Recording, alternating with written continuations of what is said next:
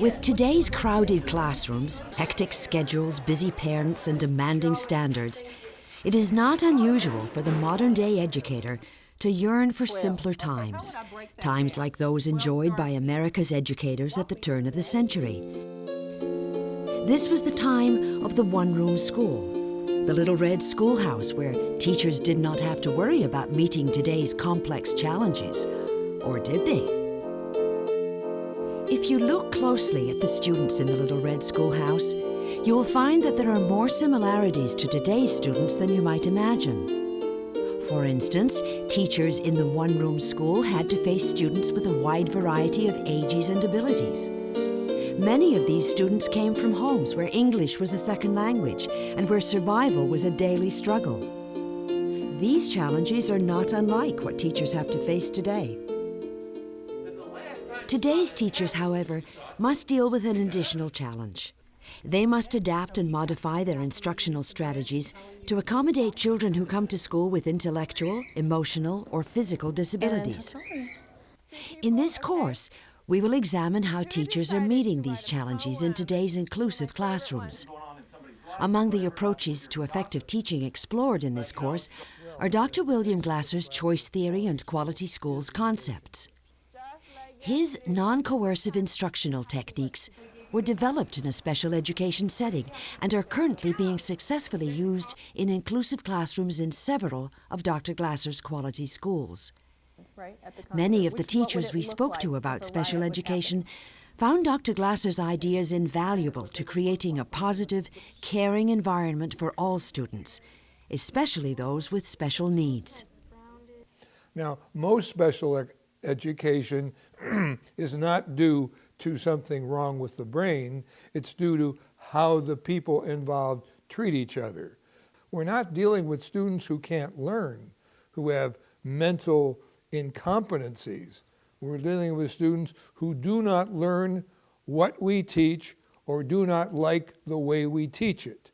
So we have to improve what we teach and make it usable to the students and explain that to them so they understand. And secondly, we have to improve how we teach it. I think that choice theory can be a very complementary theory of behavior in working with all students, and maybe especially with special education students, because they often come with some social and behavioral needs that the general ed population might not. And what's ultimately responsible is self-control or internal control. And of course, that's what choice theory is all about. It's not a system of punishments and rewards that gets us through life. It's developing internal control so that we can be successful in a variety of situations. And that's another thing important with special education students sometimes, is practicing those social skills and behaviors that will help them in various situations. Effective teachers in today's classroom share many of the same talents as teachers of yesteryear, including finding ways to develop a trusting relationship with all students, regardless of their backgrounds, learning strengths, or disabilities.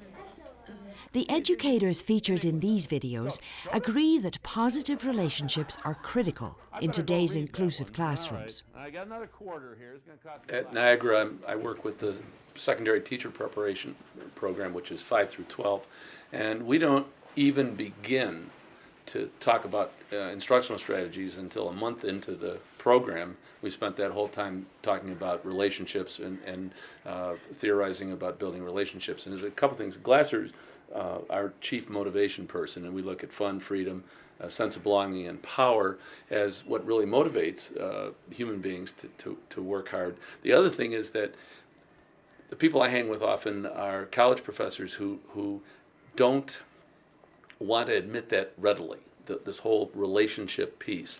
But there have been tremendous studies and a great meta-analysis a couple years ago that shows it's just absolutely fundamentally important. Just absolutely, you can't go anywhere without it. So I can't overstress that. Well, the basis of a Glasser Quality School is relationships.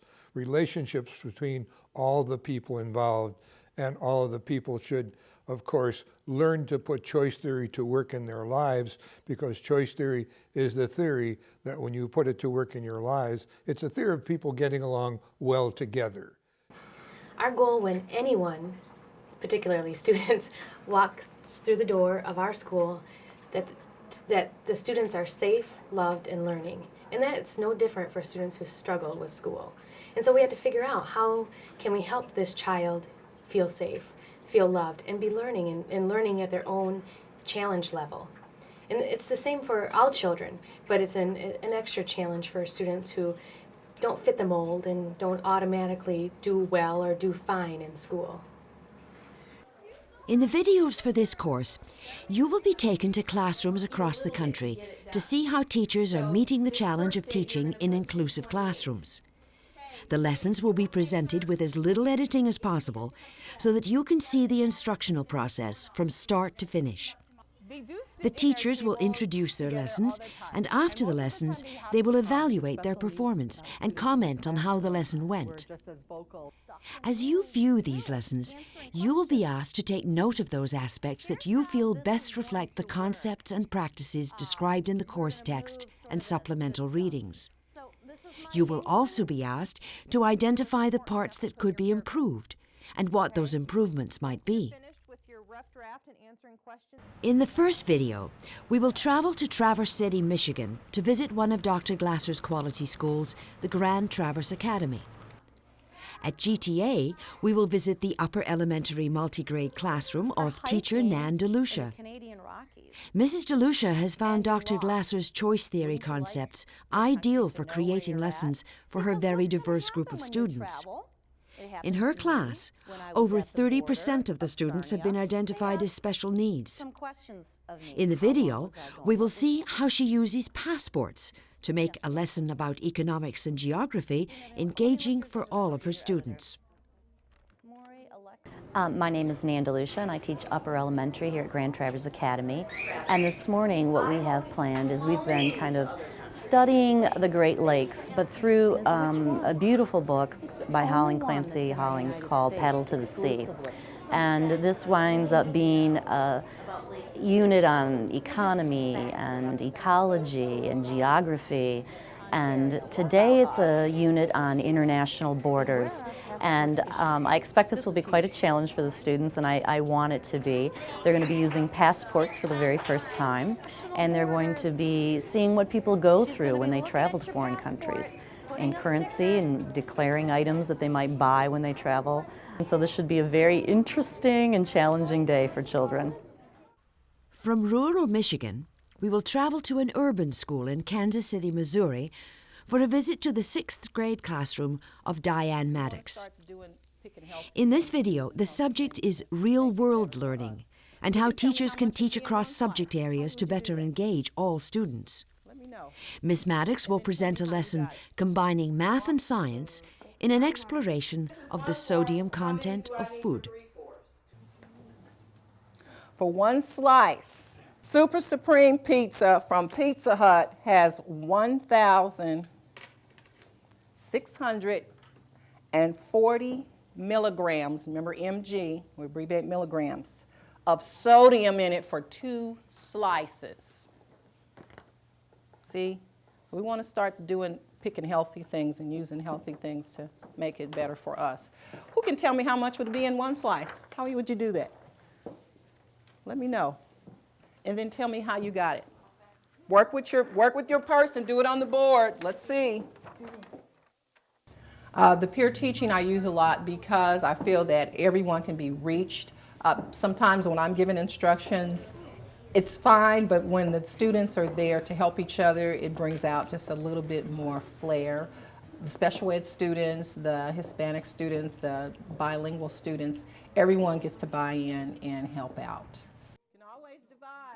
In the next video, we will visit Elsinore High School in Wildomar, California, a suburban community about an hour's drive south of Los Angeles. Here we will watch a lesson taught by Dr. Paul Vermette, an education professor from Niagara University in New York. To help us with the lesson, a class of 30 special education students was brought together for Dr. Vermette's visit. The students have finished the book Night by Elie Wiesel and are discussing what makes a good book. Two more. Where's Becky?